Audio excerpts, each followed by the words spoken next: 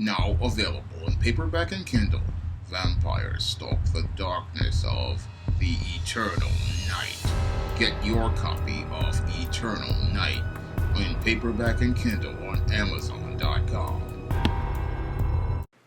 I was watching a Mr. Superboy video where he was talking about black women in media attacking black men.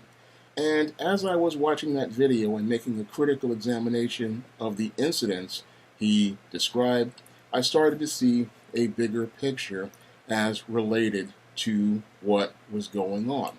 Now, many people would look at these isolated incidents of black women attacking black men in media and just see them as just these individual black women attacking black men. But when I take a look at the panoramic picture, I see the puppet masters behind the strings pulling the strings of these black women in an effort to try to restart the gender war between black men and black women. And these white supremacists behind the scenes, what they want to do is restart this gender war between black men and black women because they're starting to see black men and black women coming together as they listen to the voices in new black media. And as those black men and black women start to listen to the voices in new black media, they're starting to come together and unify. And as they unify, they're starting to talk about things as related to group economics. And they're also starting to talk about getting tangibles in exchange for their vote, because you have a lot of black men and black women now talking about getting those tangibles in exchange for their vote, and they're starting to talk about uniting and coming together as a people. And your white supremacist, he does not want to see the black man and the black woman come together, because a unified black man and a unified black woman together forming a black family, this is the greatest threat to the institution of white supremacy ever. And the white supremacist, knowing that this is a threat to his livelihood, he has decided to get back to his greatest business venture, and his greatest business venture is war. Now, your white supremacist, his business has been war ever since he got off the Mayflower, and he went out here and played one Indian tribe against another. That's what he's been doing since day one, and he wants to get these seeds restarted back in the black community. And what he's doing now is going out here, getting his hand-picked shills, going out here and having them make these statements like that Pam woman on Twitter attacking black men, having women like those who had that discussion with Ice Cube in that live stream where they practically tried to tear him down and emasculate him. These were all paid agents that were sent out here to try to tear down black men. And many of those same agents, they feel emboldened by the election of your Kamala Harris as vice president. And this is one of the things that they're using as a catalyst to try to fan the flames of the gender war. Because many of these white supremacists know that a lot of these black women, when they see one of these biracial black women, some of them become spellbound, and they start to follow behind the lead of that biracial black woman because they create a covert contract with that black woman, especially if she's married to a white man, and they want to gain her acceptance, so they go and support her and her talking points, and they join up with that biracial black woman. And this is one of the things that I saw very interesting again about this whole Kamala Harris, is we started to see this start of pushing these type of talking points once the media announced that Joe Biden and Kamala Harris became the president-elect and vice president. We started to see this new campaign to get black women out here in the media to start attacking black men. So I saw what was going on here with that covert contract, and I also saw what was going on with the shills. But black men out here really have to understand that this is not the black women directly attacking you. This is these white supremacists going out here, getting these shills out here to make these statements. And what they want you to do is get in your emotions about these shills and go out here and make these statements where you're just ranting and raving, because what they do is they use your emotional rants and raves to then so-called prove their point.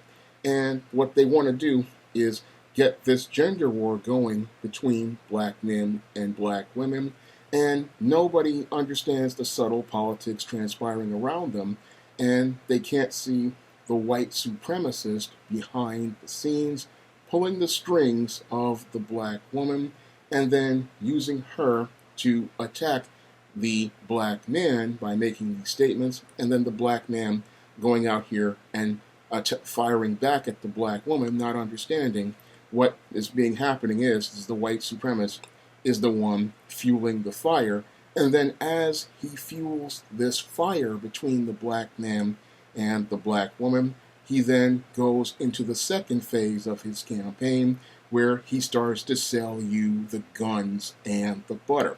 Now, this is a phrase that came from John Singleton's classic movie Baby Boy, where Ving Rhames' character is talking to Jody, and he talks to him about guns and butter. And guns and butter are essential to a war because you need to feed the soldiers and you need to provide them with ammunition in order for them to keep fighting. And I talk about this in depth in one of the final chapters of my book, Why 70% of Black Women Are Single. And what the white supremacist wants to do is get the fire started between black men and black women, then start selling them the guns and the butter that enables him to get the gender war going once more. And then as you're fighting each other, he then capitalizes on that, because instead of you focusing on coming together to demand tangibles in exchange for your vote and demand a better quality of life and your fair share as related to the taxes you pay in this country, instead you are caught up in your emotions as related to each other and other unresolved personal issues, and he's sitting there making a profit at your expense. Meanwhile, your community is continuing to fall into further disrepair. So what he's doing right now with these attacks by his shills is he's trying to start the fire between the black man and the black woman, and sadly some are falling for that fire, going and seeing those shots and returning those shots, because what they want to see is a return to social media of the gender war. They want to see black men and black women going back and forth like that segment of dysfunctional black males who sit there on 7, 8, 9, even 11-hour live streams talking about black women, and those factions who are talking about swirling and talking about no good black men and bashing black men. They want to see both of those sides going out here fighting each other. Meanwhile, you're sitting there blaming one side, and the other side's blaming the other. Meanwhile, the white supremacist is sitting back and having a laugh because he knows he has taken your eye off the prize. And once he has taken your eye off the prize, he knows he can then go back to business as usual, selling you the guns and the butter to kill each other. And he can then have his smooth world because he knows as long as you're at the bottom of the world fighting each other, he can feel comfortable about his place at the top. And that's what these attacks on black men are all about. And what the black man has to do is, instead of him reacting to this small group of white supremacist shills who are bought and paid for by the white supremacists, we have to respond by letting everybody know that this group of shills does not represent the larger body of good sisters out here, and let the good sisters know that they cannot take up the rhetoric of this group of corporate shills, because this group of shills is bought and paid for by the white supremacist, and what they're doing is parroting what the white supremacist wants to hear back to you in order to get you to make an emotional reaction and have you out here in a fight that you didn't even start, and a war that really doesn't benefit you or benefit black men. And all it does is tear down the black community, because if you're fighting each other, you're not working together towards building anything. And if you're fighting each other, you're not focused on getting anything tangible in exchange for your votes or the tax dollars you pay to your government.